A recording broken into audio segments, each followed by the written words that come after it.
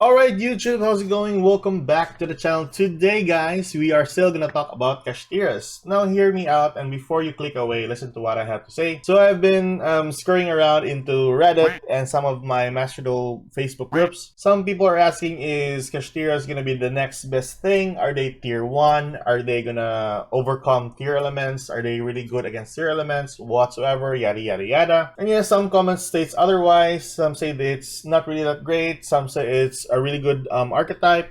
But yeah, here we are. We are going to talk about the archetype in general. And let's take it a few sets back where it all started for Kashtira. Now for this reference, I am going to be talking about the OCG majority because our banners in the Master Duel and most of the cards referenced in is from the OCG. So that is why they are going to be a core reference to most of the things that I'm going to say here for Master Duel.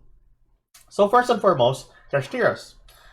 So Darkwing Blast was the first set that Kashtira was introduced. I think this was on, yes, July 16. There we go. I already highlighted it. So July 16 introduced Kashtira, Fenrir, Unicorn, Ogre, and some other supporting cards, the Shangri-La, the Birth, and Preparations. So these cards were introduced into the OCG. So let's go into the OCG meta on that month. So let's go to Road of the King, and then this is basically the go-to site for OCG metas. So by July 16, right? So by July 18, people are still looking into the set, which of course tier elements and sprites are still occupying the meta beforehand. So having tier elements Shizu cards at its full potential with 3 copies of each. Kit Kalos was on 3 copies, but people are using 2 copies. Then sprites with, is this Live Twins? Yeah. Live Twins with a Buster. Okay, wow, that's weird.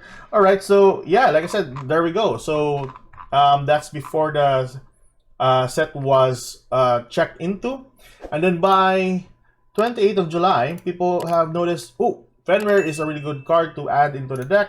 So let's add it.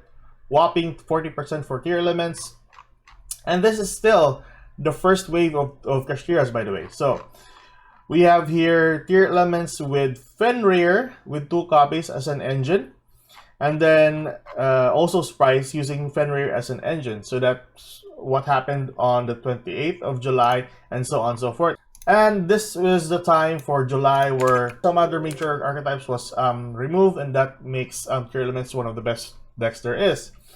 Now by Photon Harper Nova came out for, what date was it? October 15, there we go, October 15. So this introduced Kashtira Rice Heart, Scarecrow Kashtira, tier elements Kashtira, and of course the formidable Kashtira Rice Heart, Kashtira Rice Heart, and some other support, Theosis, the Big Bang, that made the deck even more powerful as its own archetype. So let's move towards the Forbidden and Limited list first of October. So October came in. Let's check Kashtira. Oh, no, tier element. I mean tier element. So semi-limited was Havness. So they started picking off the tier element monsters, which is Havness. Was the first card to be added to the list. Was there sprites here?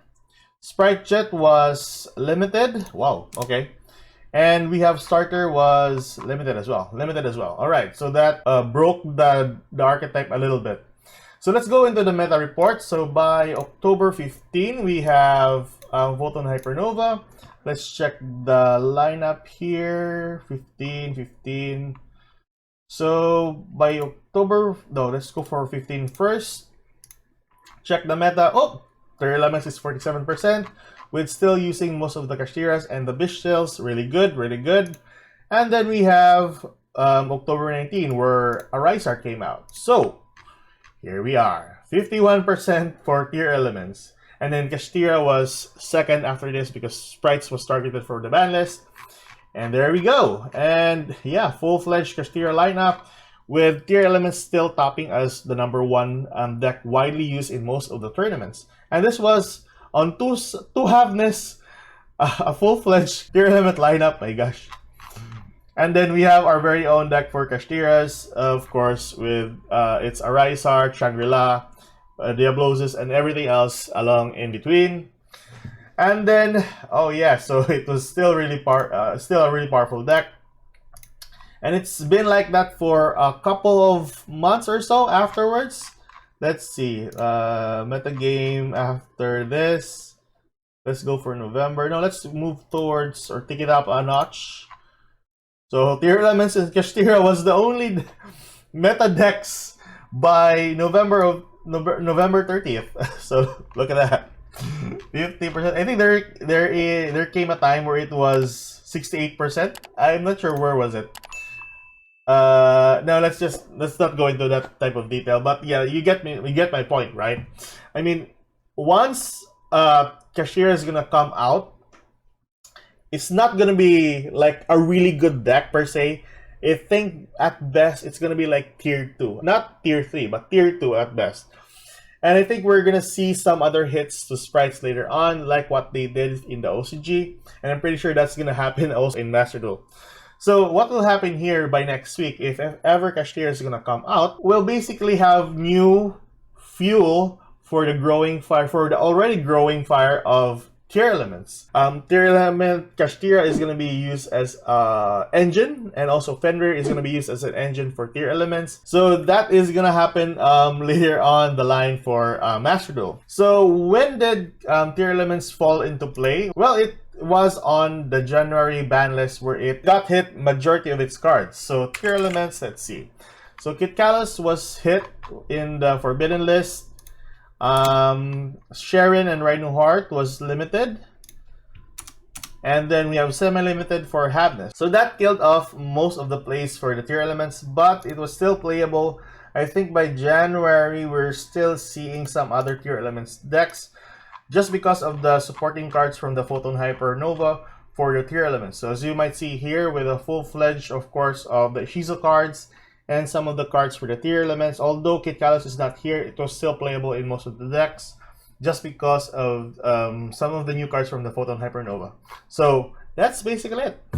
So how do we solve this kind of situation for Kashtiras? Well, if ever in the near future this will actually be like OCG, they actually need to hit the tier elements or some other major archetypes that is currently into Master Duel.